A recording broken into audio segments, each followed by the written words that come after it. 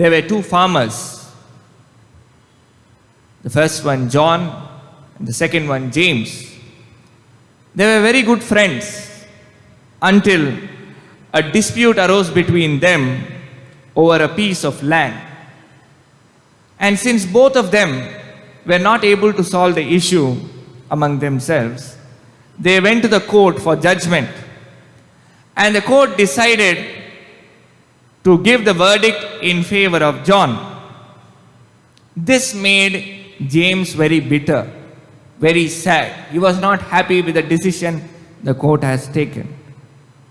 So in his utter disappointment, what James thought is, I will go and poison John's well and destroy his farm.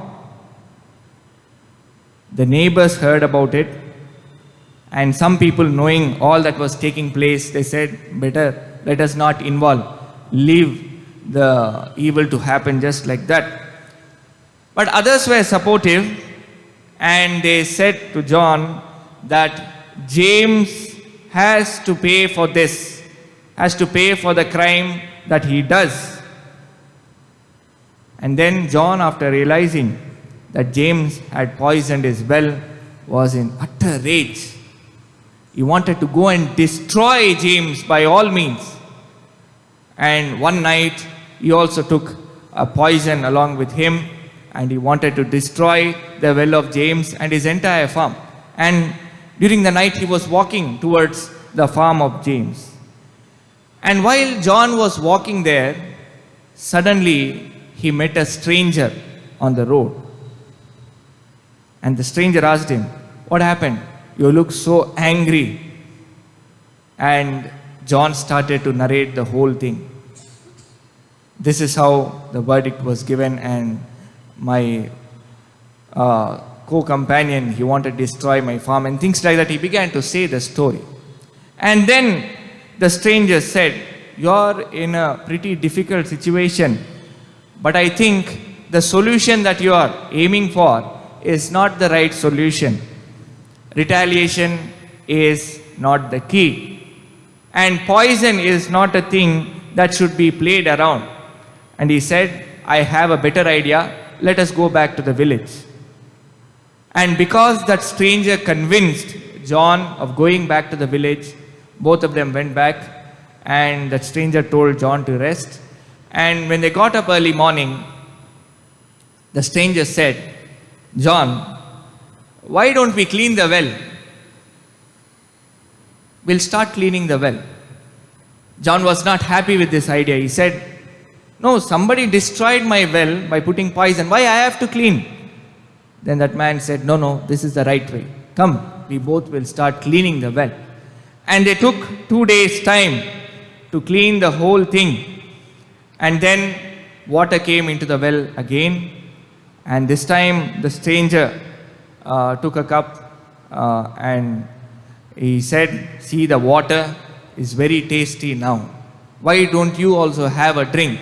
And the stranger gave that water to John. John also drank, but he insisted that still there could be some poison. And the stranger replied, the water is perfect, but you will continue to taste poison till you forgive your neighbor. You got rid of poison in the well, but not poison in your heart and mind. So unless you forgive, everything in your life will be bitter. So after realizing this stranger's remarks, John goes back to James, and there he embraces James, and he tells, we have fought for a small conflict over a piece of land. Unnecessarily we spoiled our friendship. We became the talk of the town in very bad ways. People were looking forward on us as great examples, but we destroyed everything. Let us reconcile. Let us make peace with each other. And when John came back from James after making peace, he came to the well again. He tasted the water. This time the water tasted good. Dear friends, are we carrying poison with us today? In this Mass, as we are participating, do we have poison with us? What are we carrying in our lives? Where are we heading to? Are we on the way to make division and strife?